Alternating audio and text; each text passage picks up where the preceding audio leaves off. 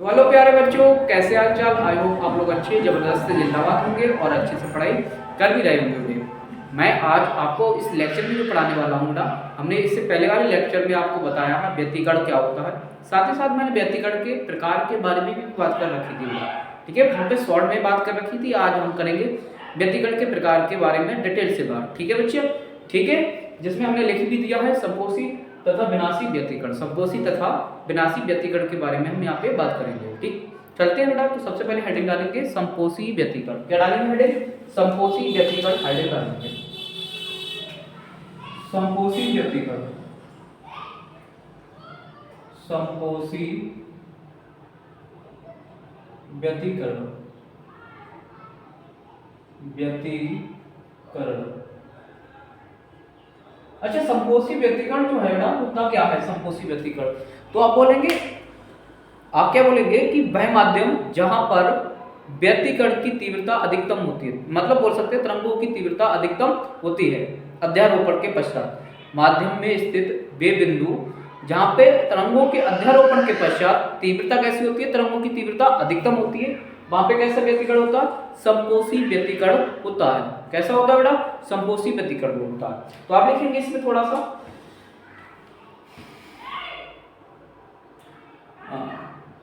माध्यम के विकर्ण, आप लिखेंगे माध्यम के विकर्ण, माध्यम के विकर्ण जो माध्यम के विकर्ण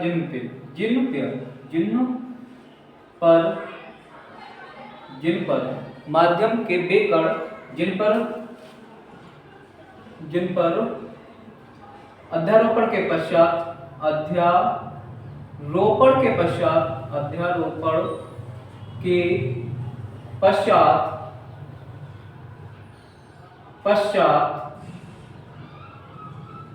तीव्रता कैसी होती है? तीव्रता, तरंगों की तीव्रता से लिखेंगे पश्चात तरंगों की तीव्रता किसकी तीव्रता बोलेंगे बेटा? तरंगों की तीव्रता। तरंगों की तीव्रता अधिकतम होती है, अधिकतम होती है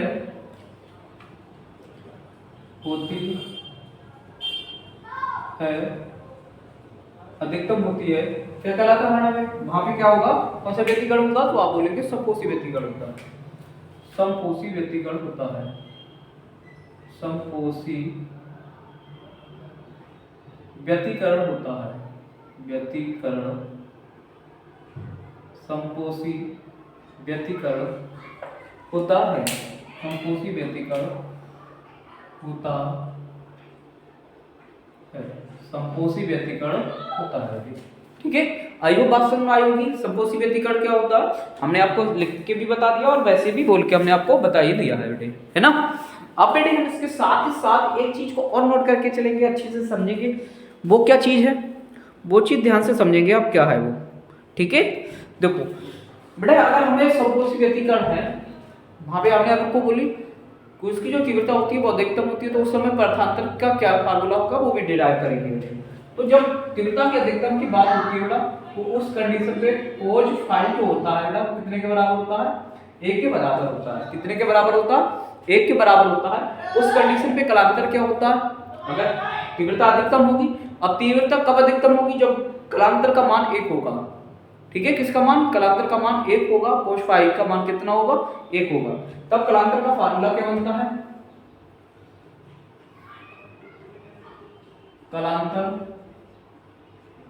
कलांतर मतलब फाई का मान जो होगा वो कितना होगा? वो होता है 2n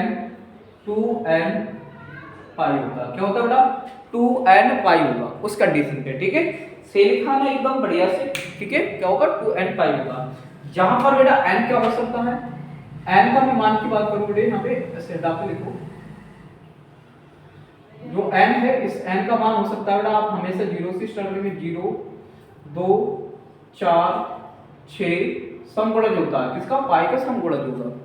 ठीक है, तो इस कंडीशन पे बेटे अब निकल के आता है, सी को एक्सप्लेन करेंगे तो जो निकल के आता है, अगर n बराबर 1 रखें, n बराबर 0, सॉरी कहां रखें बेटा? n बराबर 0 रख के चलें तो देखते हैं क्या होगा। तो n बराबर अगर मैं यहाँ पे 0 रखूं कलांतर में, तो n की जगह पर 0 और पाई क्या हो जाएगा 0। एक तो ये होगा, अगर मैं n की जगह पर 2 रख के देखूं तो 2 और पाई तो क्या हो जाएगा 2 दूनी के 4 पाई हो जाएगा। ठीक है, ऐसे ही 2 की जगह n की जगह पर 4 रख लो, 4 पाई, 4 दूनी का कितना हो जाएगा 8 पाई। तो क्या बनेगा बेटा कलांतर, उस कंडीशन पे जो कलांतर होगा वो 0, 4 पाई, 8 पाई और डैश डैश करके बेटा ऐसे ही चलता रहेगा। ठीक है, ऐसे ही कंटिन्यू चलेगा। ठीक है, तो आई होप समझ में आई होगी बात आपको, अच्छे से समझ में आई होगी। अच्छा एक नहीं लिया, एक भी ले लो आप यहाँ पे। ठीक है, तो यहाँ पे जो बनेगा वो 0 और 2 पाई भी होगा। ठीक है, इस तरीके से निकाल के देख लेंगे। अच्छा ये हो गया कलांतर का फार्मूला, ये हो गया। अब मैं पथांतर निकालता हूँ उसका। पथांतर क्या होगा, पथांतर, पथांतर। तो पथांतर का ये फार्मूला होता है, पथांतर को वैसे लिखते हैं डेल्टा x से बराबर होता है लैम्डा बटे के 2 पाई और इनटू का कलांतर। क्या होता है बेटा इनटू का कलांतर, ये होता है लैम्डा बटे के 2 पाई इनटू का कलांतर। ठीक है, तो रखेंगे वैल्यू यहाँ पे, तो हो जाएगा लैम्डा बटे का 2 पाई कलांतर।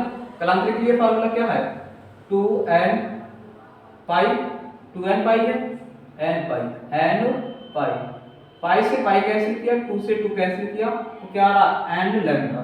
तो पथांतर के लिए फार्मूला क्या बन के आएगा इसके, पथांतर के लिए फार्मूला बनेगा डेल्टा x बराबर n लैम्डा। क्या बन के आता है n लैम्डा बन के आता है। ये होता है समकोषी व्यतिकरण के पथांतर के लिए फार्मूला।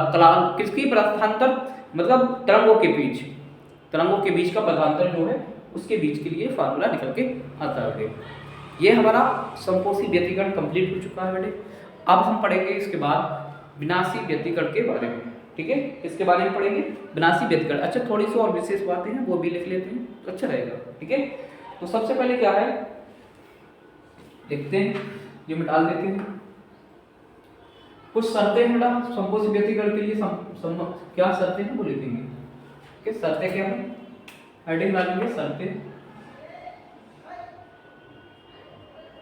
सबसे पहली शर्त है तरंगों के बीच, तरंगों के बीच कलांतर, कलांतर कैसा होना चाहिए बेटा, कलांतर कैसा होना चाहिए, कलांतर शून्य होना चाहिए, शून्य होना चाहिए, शून्य होना चाहिए। ठीक है, कैसा होना चाहिए कलांतर शून्य होना चाहिए। अर्थात आप क्या बोल सकते हैं, अर्थात पाइप का सम गुणक होना चाहिए। कैसा होना चाहिए, सम गुणक होना चाहिए। कैसा होना चाहिए, सम गुणक होना चाहिए। तब हमारा कौन सा व्यतिकरण होगा, तब समकोषी व्यतिकरण होगा। दूसरे कंडीशन में बेटा इसमें पथांतर कैसा होना चाहिए, शून्य होना चाहिए। अर्थात आप कह सकते हैं पथांतर शून्य। दूसरा नंबर है, दूसरा क्या नंबर है, तरंगों के बीच पथांतर, तरंगों के बीच पथांतर,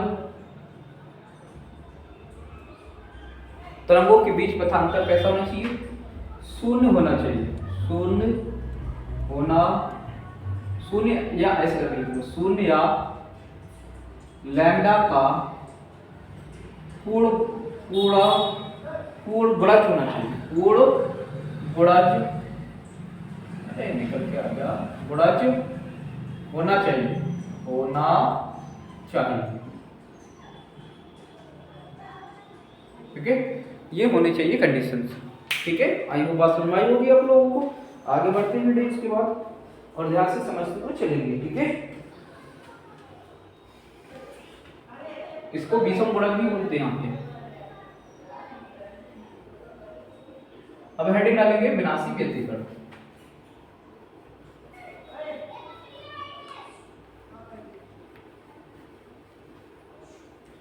डालेंगे हेडिंग विनाशी व्यतिकरण। क्या डालेंगे हेडिंग, विनाशी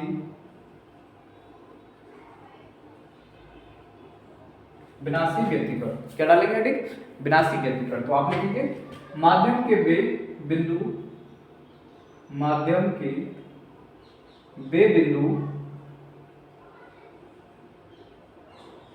माध्यम के वे बिंदु जिन पर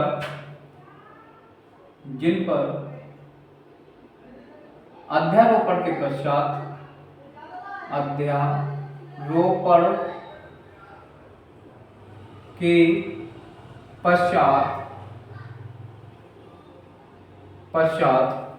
तीव्रता कैसी होती है? पश्चात तरंगों की तीव्रता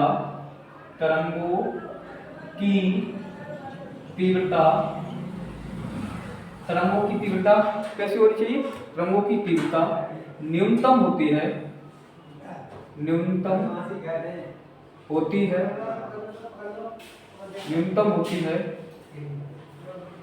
क्या कहलाता है बेटा? यहाँ पे विनाशी व्यतिकरण कहलाता है। क्या बोलेंगे यहाँ पे? विनाशी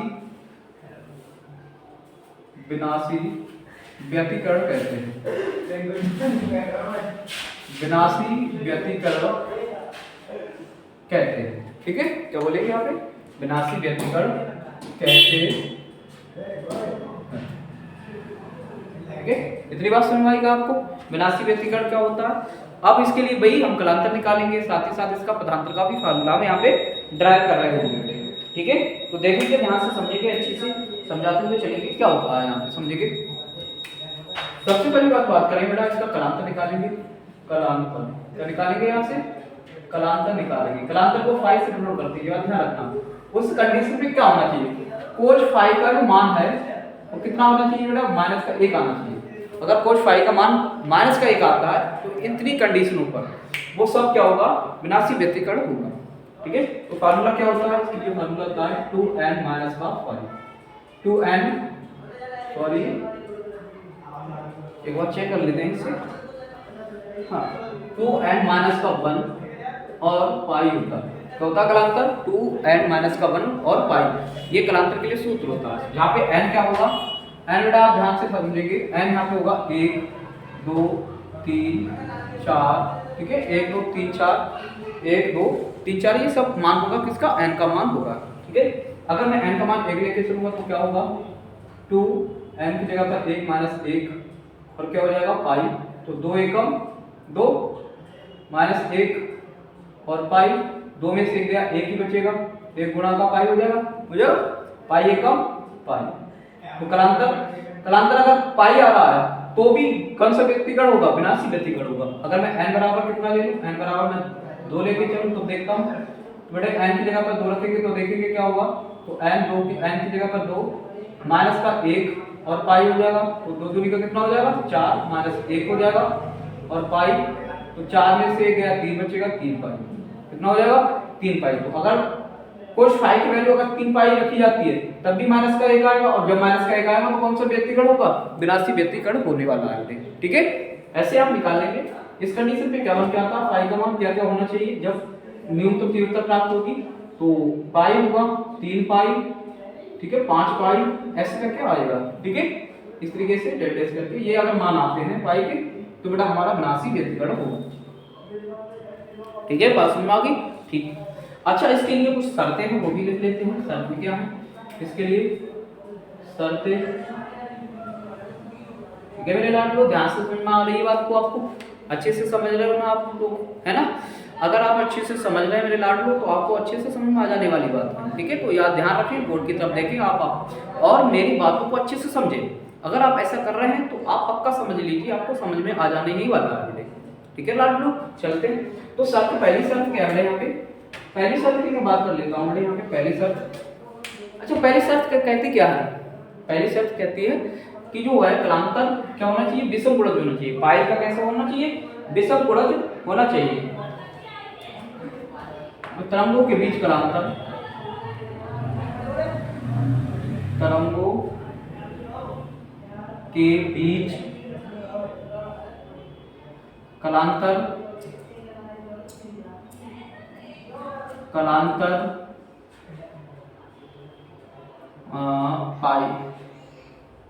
पाई का विषम गुणज हो। कैसा हो? विषम गुणज हो। ठीक है, दूसरा क्या है? दूसरा है तरंगों के बीच तरंग दैर्ध्य बीच तरंग दैर्ध्य क्या होना चाहिए बेटा? तरंग दैर्ध्य कैसे होना चाहिए? तरंग दैर्ध्य मतलब लैम्डा, तरंग दैर्ध्य मतलब लैम्डा विषम गुणज होना चाहिए, विषम गुणज होना चाहिए,